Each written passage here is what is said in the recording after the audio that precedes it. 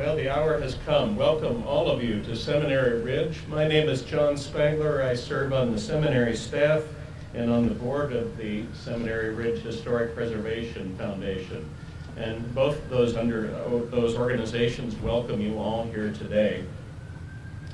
In the spring of 2011, Seminary campus hosted an April encampment of living history that kicked off a 4-year observance of the Civil War, the commemoration that took place in conjunction with a good number of partners, including not only the Seminary Ridge Historic Preservation Foundation activities, but especially the Adams County Historical Society, the National Park Service, the Gettysburg Foundation, Gettysburg College, and the borough, of course, and surrounding municipalities.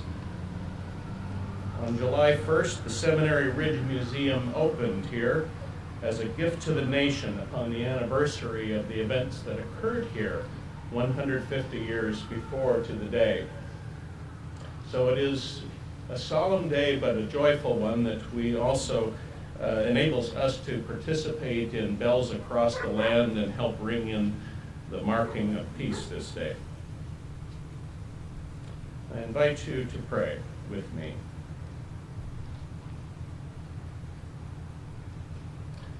For everything, there is a season and a time for every matter under heaven, a time to be born and a time to die, a time to plant and a time to pluck up what is planted, a time to kill and a time to heal, a time to break down and a time to build up, a time to weep and a time to laugh, a time to mourn and a time to dance, a time to throw away stones and a time to gather the stones together, a time to embrace and a time to refrain from embracing, a time to seek and a time to lose, a time to keep and a time to throw away, a time to tear and a time to sow, a time to keep silence and a time to speak, a time to love and a time to hate, a time for war and a time for peace.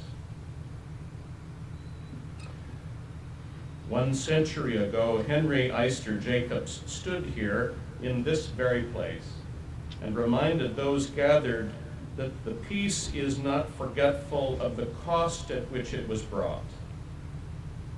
Speaking upon the dedication of this peace portico, it served as testimony to the great conflict that brought the nation's attention to this place in 1863. But those gathered also knew the conflict and separation additionally afflicted the church and the social fabric that wove human beings together in every part of their life. We mark this day an important anniversary of official cessation of hostilities of the American Civil War, because we learn from the paths of the past and build our futures in light of such accumulated experience. We ring bells this day with respect for the end of the American Civil War, but also as a sign of hope for the end of all wars. We ring to mark the continuing pursuit of peace that comes from the confrontation of our past failures to understand who our neighbor is, our failures to eliminate the enslavement of human beings, and the failures to conduct our national life with dedication to justice, mercy, and basic fairness. The end of hostilities does not mean the end of sorrow, for the consequences of war are often just beginning as the last flag leaves the field. And so our joy is tempered this day by lament for that which lingers, for the way in which war diminishes us, diverted energy, life projects set aside and never undertaken, and the fact that loved ones lost are honored but still lost to us. So let us draw strength from this moment of rich remembrance and blessing upon our days to come, that marking peace in the nation's most internally destructive war will never let us forget the cost at which it was brought, but dedicate ourselves to the unfinished work that lies before us in the keeping of that same peace. Amen.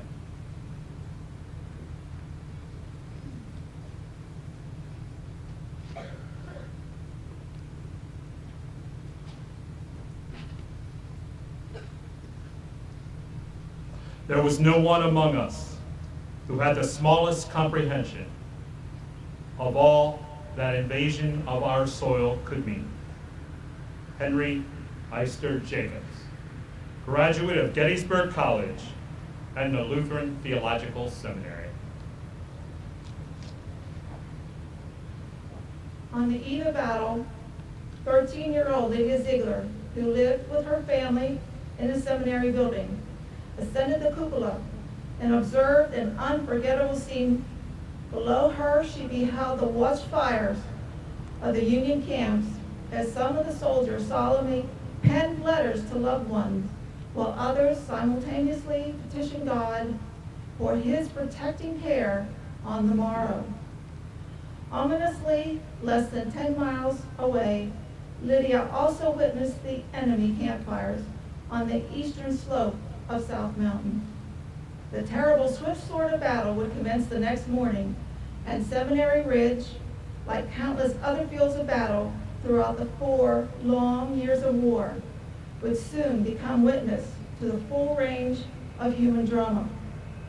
From heroism under fire, to bravery on the battlefield, to the suffering and death that ensued, and to the extraordinary individual acts of compassion and sacrifice of those who nursed the wounded in this building.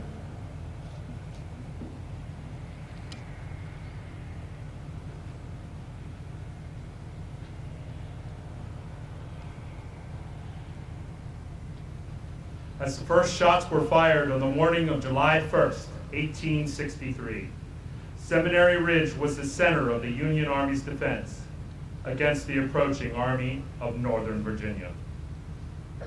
From the seminary building's cupola, Union Cavalry Commander General John Buford observed the Confederate forces advancing toward the town from the west. Within hours, Seminary Ridge and the fields surrounding it became simultaneously a contested battleground and temporary graveyard. The tall building on the ridge quickly became a beacon for the wounded of both armies, and remained so until September 16th, ensuring its legacy as an eternal sanctuary for the flesh as well as for the spirit.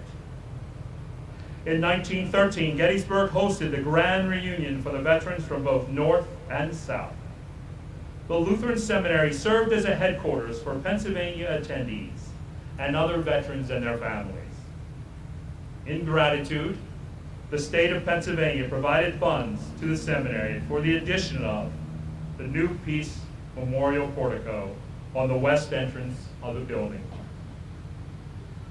At the Peace Portico dedication address on May 21st, 1914, Dr. Jacobs, now the dean of the Lutheran Seminary, stated this: "Could there be a more appropriate place for a peace memorial than in a school whose great purpose it is to send forth messengers of the gospel of peace? What could be more fitting than it should be to face the pathway by which the enemy came and by which he again returned?"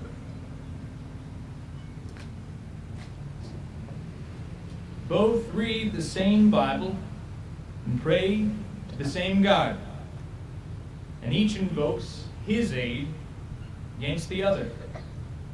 It may seem strange that any men should dare to ask a just God's assistance in wringing their bread from the sweat of other men's faces. But let us judge not, that we be not judged. The prayers of both could not be answered. That of neither has been answered fully. With malice toward none, with charity for all, with firmness in the right as God gives us to see the right, let us strive on to finish the work we are in, to bind up the nation's wounds, to care for him who shall have borne the battle, and for his widow and his orphan, to do all which may achieve and cherish a just and lasting peace among ourselves and with all nations. March 4th, 1865.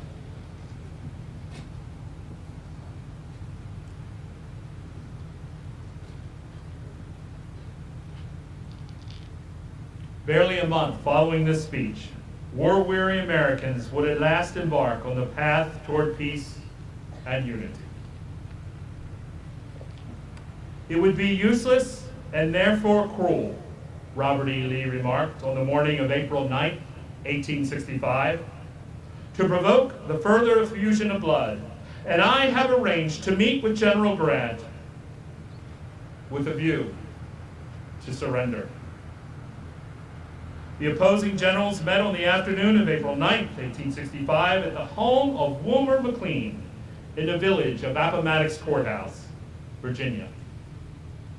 The bloody fighting that had begun in the cornfields of Manassas, Virginia, and reaped a harvest of 750,000 souls would finally, mercifully come to a close.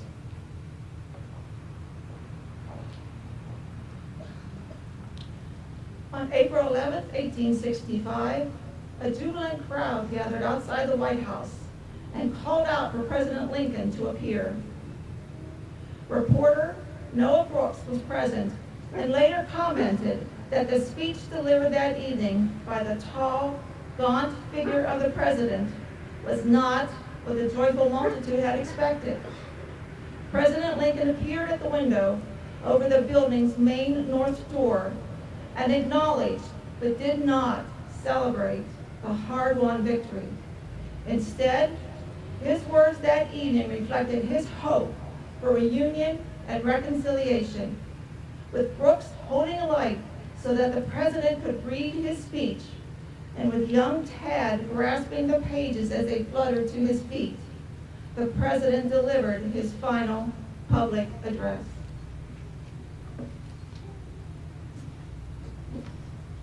The evacuation of Petersburg and Richmond and the surrender of the principal insurgent army give hope of a righteous and speedy peace whose joyous expression cannot be restrained.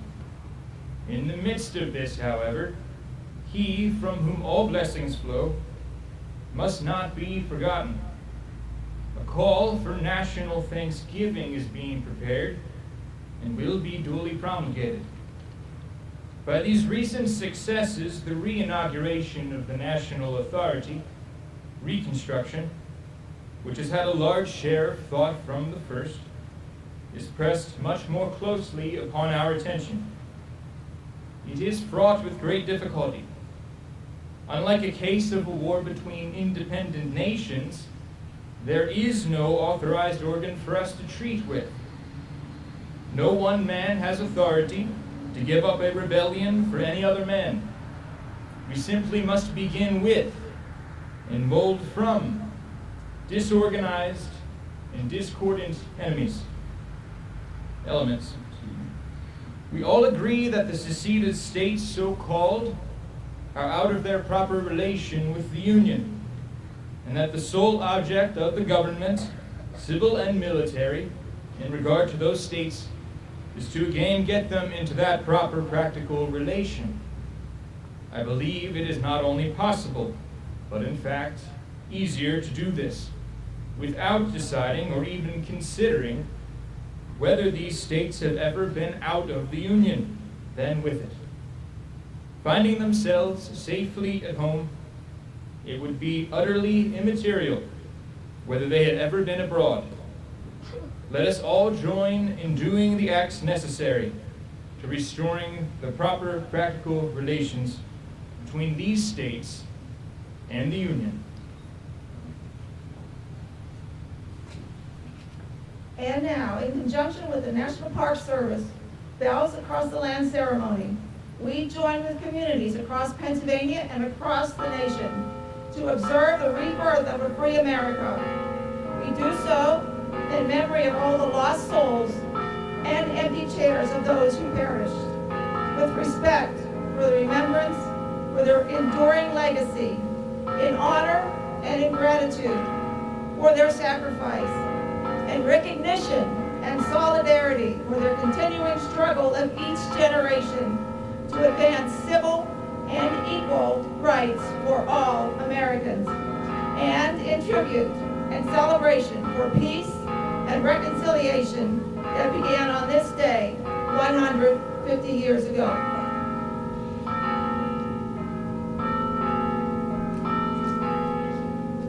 Let us at all times remember that all American citizens are brothers of a common country and should dwell together in the bonds of fraternal feeling.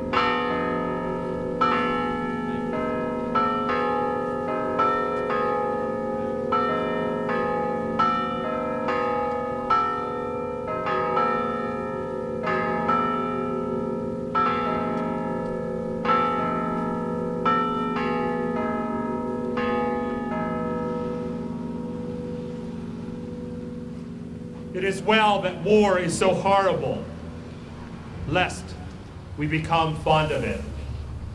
On this 150th anniversary of the end of the American Civil War, we thank you for your attention to this ceremony, and more importantly, that you still remember as well.